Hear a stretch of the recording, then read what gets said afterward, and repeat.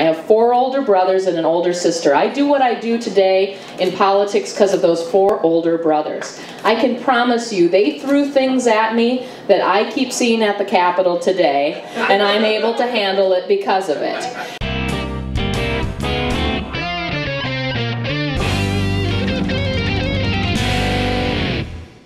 But I also grew up in a time when financially farms were at risk in the 1980s. And sometimes the times today feel a lot like the time then for my family. And I know a lot of families feel the stress of what's been going on in the economy.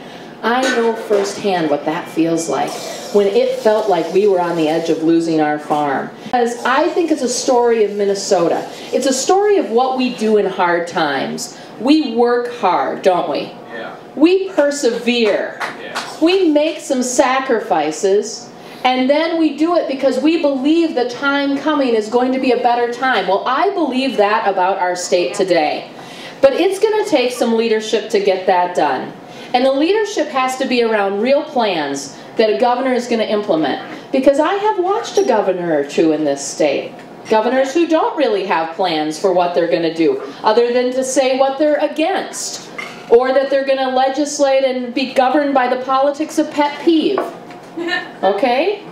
You know, I don't think that's what we should be doing in the state. I think what we should be doing is setting the strategic plan of where we want to go in the next 10, 20, and 30 years.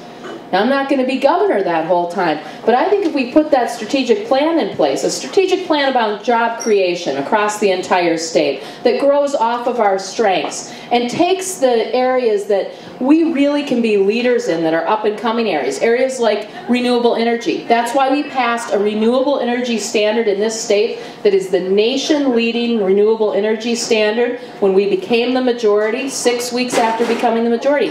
That's not just about the good things that happen to reducing greenhouse gases and trying to do our part for climate change. It's also about jobs, folks. It's about good paying jobs that are going to be created in the state. Battery technology that can be developed right here in Minnesota that's going to be important for our future related to energy. It's also important to think about what is the future of education in the state. And I told you about my passion for public education. I feel very strongly, growing up with a dad who had an 8th grade education, my father was made to stop going to school after the 8th grade, to come home and farm. He told me every day, one of the most important things you can do is that you have to get a good education. And so that good, strong public education, I think, is still a valuable thing we have in the state. It's one of our selling points. A well-educated, innovative, productive, creative workforce. Now, we have to do a couple things to help that out. We need a better system of early childhood education in this state. We actually know for a fact that on early childhood, that if we invested in kids birth to 5, that we would have better outcomes and lower costs later on in the kids' lives and better and higher productivity. It's really important to get done. I bring the eye of a mom to that says we can't afford to wait to get that done. We've got to include that in the first budget of the next governor.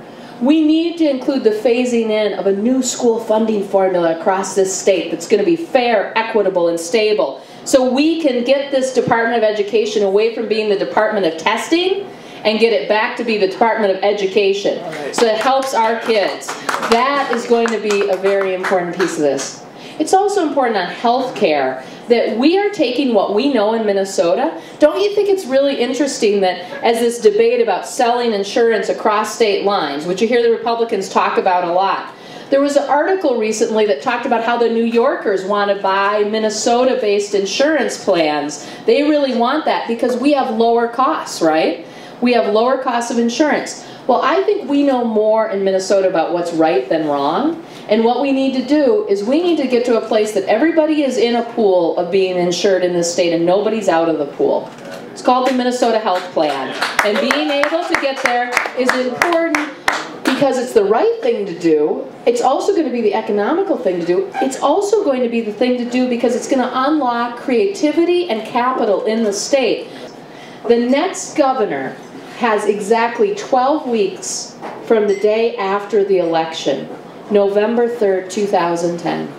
to put together the entire state budget. It's got to have the progressive tax reform and taxation in it that we need to stabilize our budget. It needs to represent our values that people care about in this state. And you only get 12 weeks, 6 of them you're not even the governor. You're the governor-elect. You better put someone in place who's going to have a good, strong sense of the values of the state and what needs to be put into place, and the mechanics of getting it done, pulling together teams of people. Now that's something that I excel at. I've had a history of proven effective leadership in this state, of being able to bring people together to get things done. Renewable energy standards, 6 weeks after becoming the majority, passing it bipartisanly, it's creating growth and investment in the state already. The transportation override in 2008, we're just about on the year and the anniversary of the time that we did that in 2008, 2 years ago. And the reasons that it's important is that for 20 years we had not had any new revenue into our transportation system. We are still behind, but we would have been so much further behind without that bill. Being able to build that coalition, Democrats and Republicans, labor and business, environmentalists and farmers coming together and saying, you know what, we need to put a little bit in the piggy bank so that we can have safer roads, safer bridges, and be able to do the right thing on that issue. The third issue is the legacy amendment. And the leadership that it took, it had been around for 10 years, you know, bouncing around the Capitol. Nobody would put it out to the voters. People said people will not raise their own taxes for clean water, habitat, arts and culture. You know the story. More people voted for that legacy amendment than voted for Barack Obama in the state of Minnesota. It's incredible what people said. I think it relates to value. I think it relates to a deep need of Minnesotans to know where their money is going, how it is being spent, and people are willing to pay for value.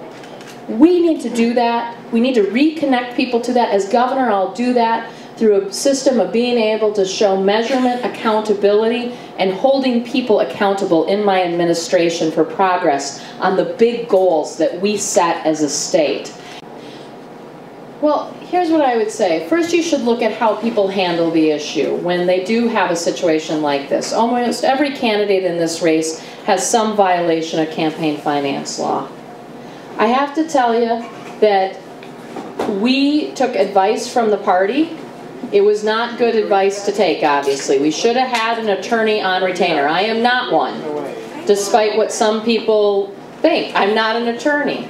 And you always need to have a good attorney. That's what I've learned in this. So now we have a good attorney who's going to make sure that all the I's are dotted and the T's are crossed. When we learned of the problem in early December, we as a campaign wrote our own letter to the Campaign Finance Board asking for their help in helping us through what had been a mistake. And we fully cooperated with the Campaign Finance Board. I took responsibility for that mistake. I think leaders take responsibility for mistakes that are made, even if they were not their own mistake, but they are accountable for them. So I'll just tell you what I think everybody should do in this thing. Man up. That's what I think they should do. They should own up to the responsibility when there is a mistake made, and you should work quickly to correct the mistake, and you should take the consequence. We did that. We paid the fine the very same day. We didn't try to wingtip lawyer out of this thing, folks. We took our responsibility. We are making sure that no error like that happens again. And so I hope I can earn your support because, you know, personally to me it was very painful. It's not an easy thing to go through. You know, a number of months ago, my daughter and I, my 12-year-old daughter and I, we sewed an apron for a DFL fundraiser. It had dollar horses on it. Anyone know the dollar horse, the Swedish dollar horse? We sewed this apron and I put it up on Facebook to say, you know, come to the 4th Congressional District, buy the apron that we have for sale. And somebody wrote this about the sewing of that apron. That's what we need. We need a governor who can sew and mend this state back together again. And I think that's a good way to end this section of this and go to question and answer. So I appreciate you listening. Thank you.